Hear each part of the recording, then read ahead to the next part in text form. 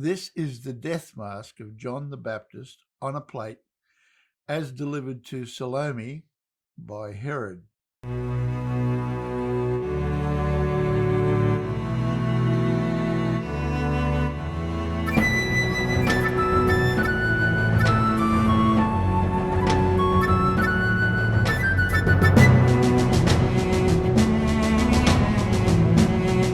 This is a ring that is at least 1,000 years old and very possibly could even be as much as 2,000 years old. This ring's been in my family for all of that time. Quite frankly, I can't tell you how long it's been in the family from the day that it was made, but certainly I know it's been in the family from about the year 1000 something or other on. This is 2020, that makes it at least 1,000 years old. This is a ring which depicts the face of, or the head actually, of John the Baptist on a plate. This is the death mask of John the Baptist on a plate as delivered to Salome by Herod. You can see by looking at it that it's a head on a plate, a Middle Eastern, Palestinian type figure. Notice the headdress. Obviously it's been worn over the years and you can see down the side where it is worn, but it's a ring that's a lot of years behind it.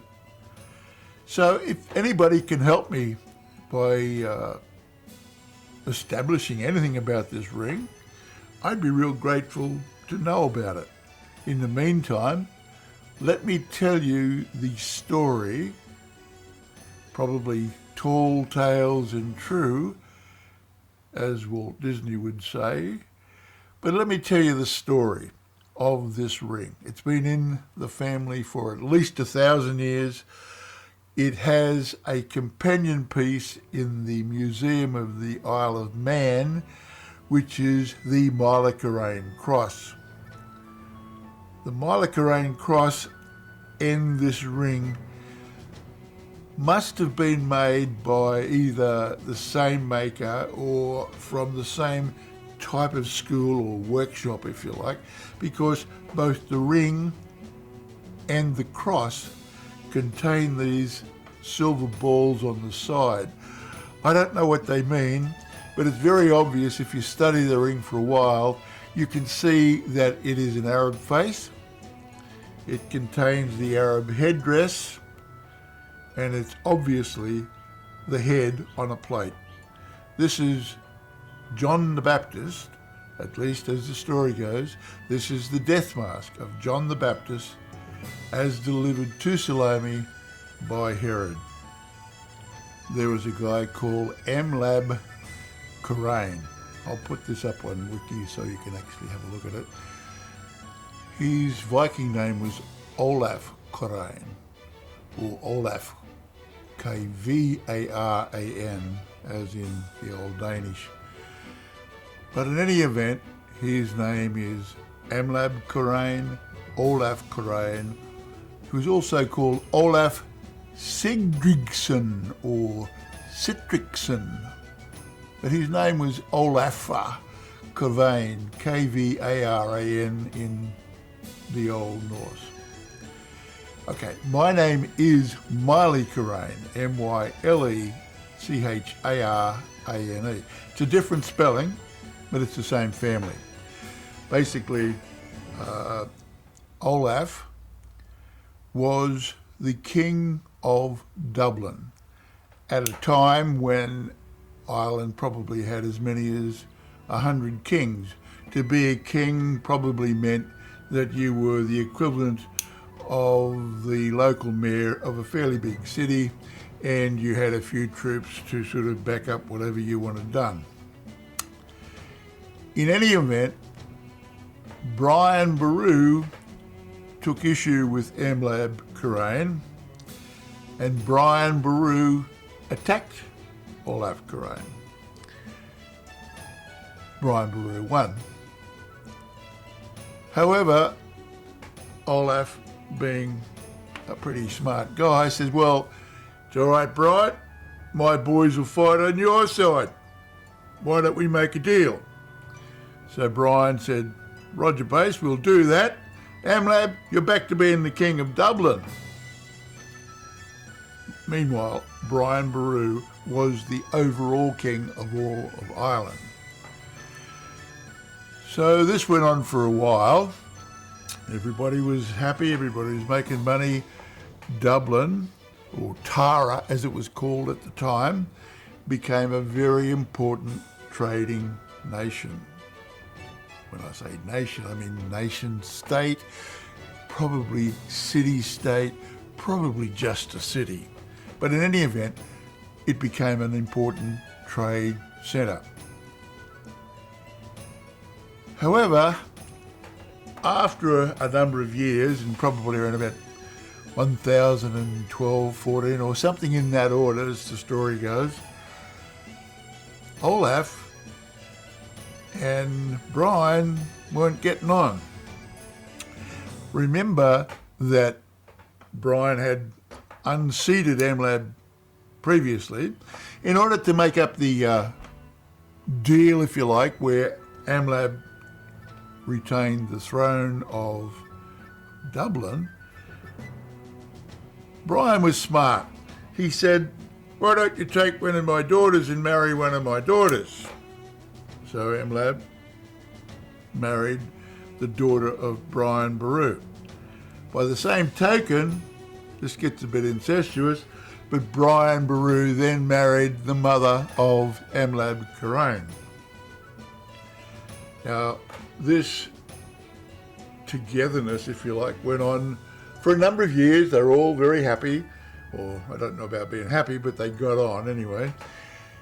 About 1014, there was a war in which the Vikings attacked.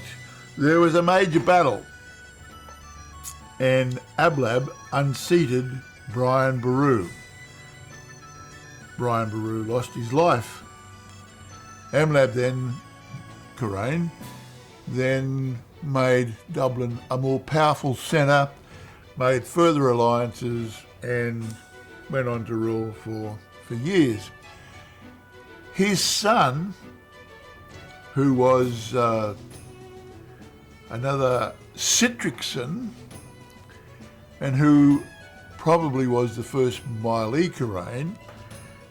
Remember, they couldn't spell back in those days, and so Olaf Karain became Amlab Karain, became whatever you spelled it. In one stage there it was spelled Quran, but now spelled Myle, which is Maile Karain, Charane. And so to this day it goes on with various spellings. Even today in the Isle of Man there are various spellings of that name. But whoever was the eldest son of the eldest son of the eldest son held this ring. And it's travelled down through the centuries as the property of the eldest son of the eldest son of the eldest son. Amlab Karain had a lot of sons, one of whom went to the Isle of Man as the little king. And he would have been the first Maile Karain, because Maile basically means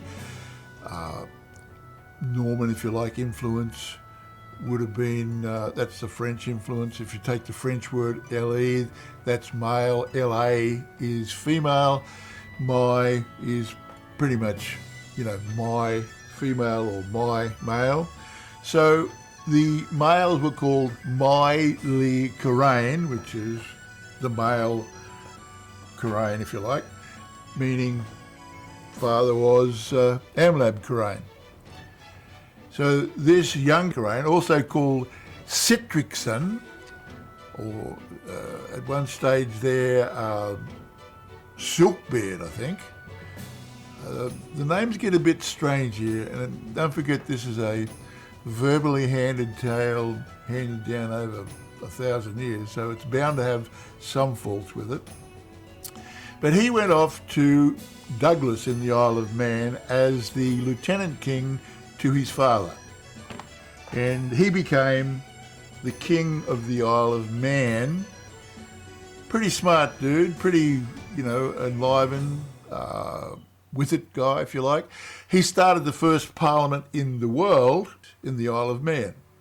So probably not because he had all these great thoughts about his fellow man, more like, I don't want to be screwing around with the day-to-day lives of these people.